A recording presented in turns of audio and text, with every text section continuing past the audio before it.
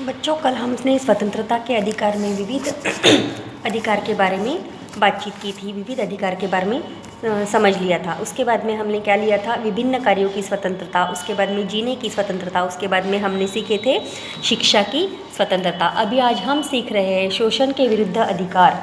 शोषण के विरुद्ध अधिकार में क्या होता है? शोषण की रोकथाम करने के लिए, शोषण का अधिकार न होने देने, शोषण का शिकार न होने देने, अपना शोषण अथवा दमन न होने देने के अधिकार को शोषण के विरुद्ध का अधिकार कहते हैं। अपना शोषण नहीं होने देना, अपना दमन नहीं होने देना, इसके विरुद्ध हम लड़ सकते हैं। कानून हमारी यहाँ पे मदद कर सकती है। इसको क्या बोलते हैं? शोषण के विरुद्ध का अधिकार। अब आगे चलते हैं। एक और संविधान ने शोषण के विरुद्ध का अधिकार प्रदान कर शोषण और दमन के सभी प्रकारों पर प्रतिबंध लगाया है। वहीं दूसरी ओर बालकों के होने वाले शोषण की रोकथाम करने हेतु विशेष प्रावधान भी किया गया है। इस प्रावधान के अनुसार 14 वर्ष से कम आयु वाले बालकों को खतरनाक और असुरक्षित स्थानों पर काम पर रखने पर प्रतिबंध लगाया गया है। कारखानों, खदानों जैसे स्थानों पर बालकों की नियुक्ति कर उनसे काम करवाया नहीं जा सकता। अब अपना शोषण कहाँ कहाँ पे हो रहा है, किस प्रकार से शोषण हो रहा है, कहाँ अपने को तकलीफ हो रही है, ये अपने को समझ में आना चाहिए। और समझ में कैसे आएगा? अगर अपन पढ़ेंगे तो ही अपने को समझ में आएगा कि अपना यहाँ पे शोषण हो रहा है। तो शोषण का अर्थ क्या होता है? अपने को होने वाली तकलीफ, अपने आयु से कम आयु, अपने आयु से अपने ऊपर जो अत्याचार हो रहा है, जो अन्याय हो रहा है, इसके विरुद्ध अपने को लड़ना है ना। तो ये अपने को समझ में आना चाहिए कि ये अन्याय है कि नहीं है, ये अत्याचार हो रहा है कि नहीं है, यहाँ पे अपना शोषण हो रहा है कि नहीं है। तो इसके ऊपर अपन इसके साथ में हम लड़ सकते हैं कि नहीं लड़ सकते हैं, कानून अपने साथ में है कि नहीं है, ये सब अधिकार अपने को है कि नहीं है, इसका अपने को अंदाज़ रहना चाहिए, इसकी अपने को मालूमात रहनी चाहिए। तो संविधान में बताया गया है कि यह सब शोषण अगर आपका होता है तो इसके विरुद्ध लड़ने का आपका अधिकार है। तो अपन लड़ सकते हैं। अगर अपना दमन हो रहा है, अपना शोषण हो रहा है, तो अपन यहाँ पे लड़ सकते हैं। तो ऐसे यहाँ पे समझ लो, महिलाओं के ऊपर विविध अत्याचार होते हैं, बच्चों के ऊपर विविध अत्याचार होते हैं। यहाँ पे क्या बताया है अपने को? 14 वर्ष से कम आयु वाले बच्चों को, मतलब बालकों को, 14 वर्ष से छोटे जो बच्चे रहते हैं, मतलब 5 साल से लेके तो 13 साल तक के बच्चे, मतलब बालक, है ना।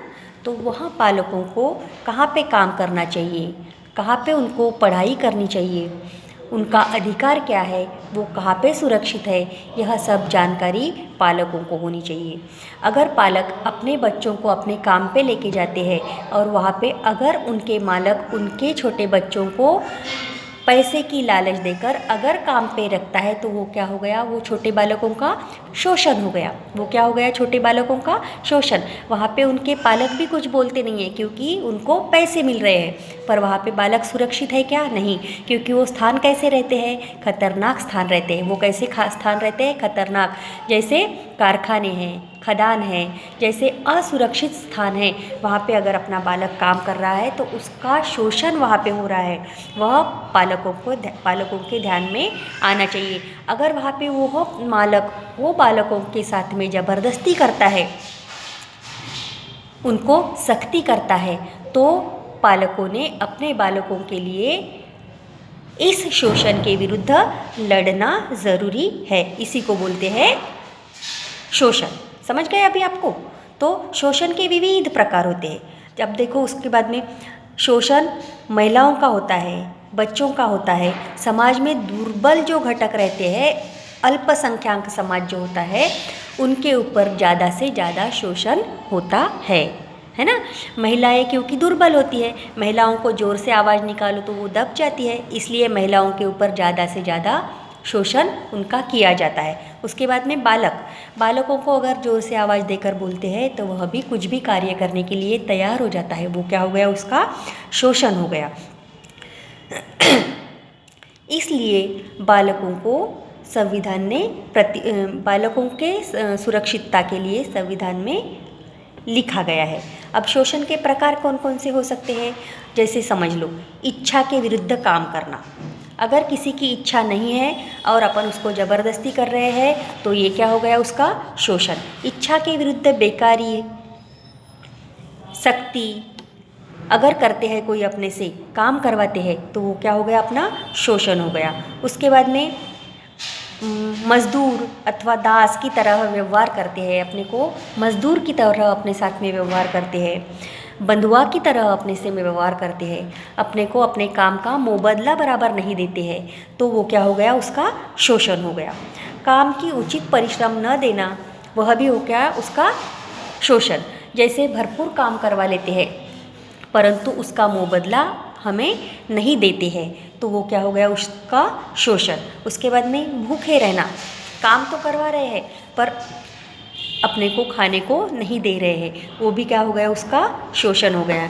उसके ऊपर मार मार के काम करवा रहे हैं, अत्याचार कर रहे हैं, बहुत डरा डरा के काम करवा रहे हैं, तो वो क्या हो गया, उसके ऊपर अत्याचार हो रहा है। तो यह सब चीज़ें, अन्याय, अत्याचार, भूखे रहना, काम का मुबदला नहीं देना, मजदूर की तरह काम करवा लेना, सख्ती से काम करवा लेना, ये सब क्या हो गए बेटा, ये सब हो गए हैं शोषण के प्रकार। ये क्या हो गए हैं, शोषण के प्रकार। अब अधिकारों पर नियंत्रण। अब क्या होता है, अपने अधिकारों पर नियंत्रण। संविधान ने नागरिकों को अनियंत्रित अधिकार नहीं दिए हैं। अधिकारों का उपयोग दायित्वहीनता अथवा लापरवाही के साथ नहीं कर सकते।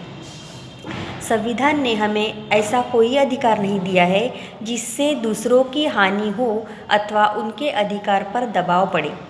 लोगों को अभिव्यक्ति की स्वतंत्रता है, परंतु उकसाने अथवा भड़काने वाले लेखन और भाषण पर प्रतिबंध लगाया है। कोई भी अगर अपने को उकसाता है, डराता है, मारता है, तो अपना अधिकार है कि अपन वहाँ पे कानून की सहायता ले सकते हैं। ठीक है, तो अभी अपने को यह पाठ आपका यहाँ पे ख़त्म हो गया है। तो आपको यहाँ जो पर्पल कलर के जो यहाँ पे पेज नंबर 79 पे पर्पल कलर के जो 2 ब्रैकेट दिए गए हैं, 2 चौकोन दिए गए हैं, वह चौकोन को आपको अच्छी तरह से पढ़ना है। वह पढ़ने के बाद में आप लोगों के ध्यान में आ जाएगा कि अपने को क्या करना चाहिए और क्या नहीं करना चाहिए। उस प्रकार से अपना यह पाठ जो है वो यहाँ पे ख़त्म होता है। इस पाठ के प्रश्नों के उत्तर मैंने आप लोगों को फ़ोटो भेजी थी, वह कॉपियों में तैयार करके आप लोगों को रखना है बेटा। ठीक है, तो यहाँ पे अपना पाठ ख़त्म होता है।